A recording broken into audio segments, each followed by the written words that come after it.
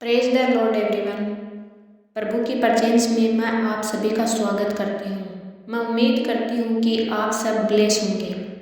तो चलिए आज मैं आपको आदम और हवा की कहानी को सुनाती हूँ कि बाइबल में आदम और हवा के बारे में क्या लिखा है, कि परमेश्वर ने आदम और हवा को कैसे बनाया और कैसे ब्लेस किया, और फिर आदम और हवा शैतान के चुंगल में आए और कैसे श्रापित हुए। तो चलिए हम आदम और हवा की कहानी को शुरू करते हैं। तो जब परमेश्वर ने पृथ्वी और आकाश को बनाया था तो इस धरती पर कोई भी पेड़ पौधे नहीं थे, क्योंकि इस धरती को सींचने के लिए मनुष्य नहीं था, यानी मनुष्य की रचना नहीं की थी। तो एक दिन परमेश्वर ने सोचा कि चलो हम मनुष्य की रचना करते हैं। तो परमेश्वर ने इस धरती से मिट्टी ली और एक पुतला बनाया जिसका नाम आदम रखा, और उस पुतले में अपने जीवन का श्वास फूंक दिया और जो आदम था वो जीवित हो गया। फिर परमेश्वर ने अदन देश में एक वाटिका लगाई और उस वाटिका में आदम को रखा, और उस वाटिका में तरह तरह के पेड़ पौधे लगाए जिनके फल बहुत ही अच्छे थे खाने में, और वाटिका के बीच में जीवन का वृक्ष लगाया और भले बुरे के ज्ञान का वृक्ष भी लगाया, और उसमें से एक महानदी निकाली। जब परमेश्वर ने आदम को अदन की वाटिका में रखा तो परमेश्वर ने आदम को कहा कि तू उसमें काम कर और उसकी रक्षा कर, और स्पेशल आज्ञा दी कि तू वाटिका के सब वृक्षों का फल बिना खटके खा सकता है, यानी बिना किसी को पूछे खा सकता है, लेकिन इसमें जो भले बुरे के ज्ञान का जो वृक्ष है, जो पेड़ है, उसका फल तू कभी मत खाना, क्योंकि जिस दिन तू उसका फल खा जाएगा उसी दिन तू मर जाएगा। तो फिर परमेश्वर ने सोचा कि आदम का इस वाटिका में रहना, अकेला रहना सही नहीं है, क्यों न मैं इसके लिए एक ऐसा साया बनाऊं जो उससे मेल खाए। तो परमेश्वर ने इस धरती के सब पशुओं को, आकाश के सब पक्षियों को रचकर आदम के पास लेकर आया और देखा कि आदम उनके क्या क्या नाम रखता है। तो आदम ने जो भी नाम रखे वही नाम उन पशुओं पक्षियों का रखा गया, लेकिन उनमें से आदम के लिए ऐसा कोई शायद न मिला जो उससे मेल खा सके। तो परमेश्वर ने आदम को भारी नींद में डाल दिया, और जब आदम सो गया तब उसने उसकी एक पसली निकालकर उसके बदले मांस भर दिया।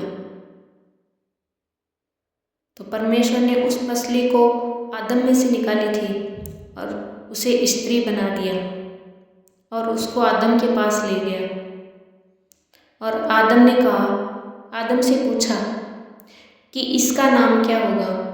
तो आदम ने उसका नाम नारी रखा, और आदम और हवा दोनों उस वाटिका में रहते थे। वो नंगे रहते थे पर लजाते न थे, क्योंकि उन्होंने परमेश्वर द्वारा वो ब्लेस्ड थे, वो परमेश्वर की उपस्थिति में रहते थे।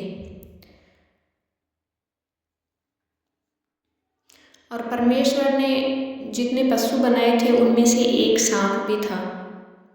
तो एक दिन उस सांप ने स्त्री से कहा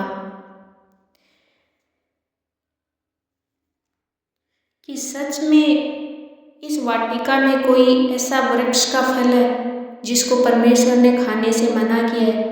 तो स्त्री ने सांप से कहा कि हम इस वाटिका के वृक्षों के फल हम खा सकते हैं, पर जो इस वाटिका के बीच में जो भले बुरे का ज्ञान रखने वाला जो वृक्ष है उसका फल खाने से परमेश्वर ने हमें मना किया है। तो सांप ने स्त्री से कहा कि तुम उसको खाने से नहीं मरोगे, क्योंकि परमेश्वर जानता है कि जिस दिन तुम उस फल को खा जाओगे उस दिन तुम्हारी आंखें खुल जाएगी, तुम्हें भले बुरे का ज्ञान हो जाएगा, तो आप उस परमेश्वर के तुल्य हो जाओगे। तो स्त्री उस सांप के उन बातों में आ गई। तो स्त्री ने देखा कि उस वृक्ष का फल है वो देखने में बहुत ही अच्छा है, और उसने सोचा कि अगर हमारे अंदर भी बुद्धि आ जाएगी और वो खाने में भी टेस्टी है, तो क्यों न हम उस फल को खा लें। तो उसने उस फल को तोड़ लिया और खाया भी, और अपने पति को भी दिया और उसे भी खिलाया। तो उन दोनों की आंखें खुल गई और उसे मालूम हुआ कि वो नंगे हैं, लेकिन उससे पहले उन्हें नहीं पता था कि वे नंगे हैं। वो कभी नहीं लजाते थे क्योंकि वो परमेश्वर की उपस्थिति में थे। लेकिन वो उस सांप की चुंगल में आकर, यानी शैतान की चुंगल में आकर उसने परमेश्वर की बात नहीं मानी। तो अब वो लज्जित हुए, उन्हें मालूम हुआ कि वे नंगे हैं। और जब परमेश्वर वाटिका में घूम रहे थे तो उनके शब्द सुनकर आदम और उनकी पत्नी वृक्षों के बीच में परमेश्वर से छिप गए, यानी परमेश्वर से दूर हो गए। और परमेश्वर ने आदम को आवाज़ लगाई कि तू कहाँ है।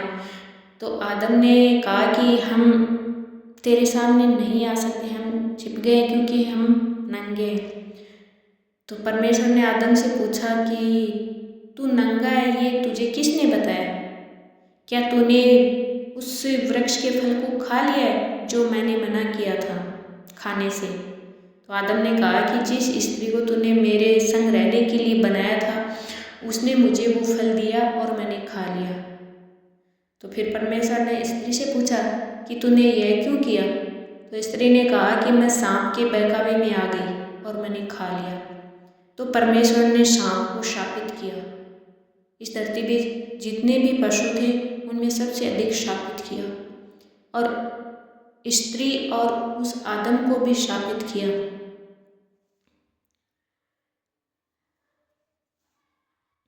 और परमेश्वर ने आदम और हवा को भी शापित किया, और फिर सोचा कि इनका इस वाटिका में रहना सही नहीं है, क्योंकि इन्होंने मेरे मना करने के बावजूद भी भले बुरे के ज्ञान का उन्होंने फल खा लिया है। तो ये क्यों ना कभी ये जीवन के वृक्ष का फल भी खा लें और सदा जीवित रहें। तो परमेश्वर ने अदन की वाटिका से आदम और हवा को निकाल दिया और कहा कि तुम उस भूमि में खेती करो जिसमें तुझे बनाया है।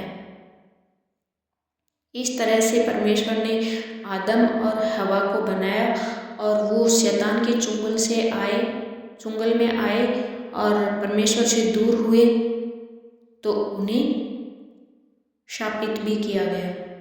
हालेलुया। तो इस कहानी से हमें यही सीखने को मिलता है कि हमें परमेश्वर ने बनाया है तो हम हमेशा परमेश्वर की उपस्थिति में रहें। हम ऐसा कोई काम ना करें जो प्रभु की महिमा को डाउन करे। हम वो काम करें जो प्रभु की महिमा हो, जिससे, और हमेशा प्रभु की प्रेजेंस में आनंदित रहें। आमीन।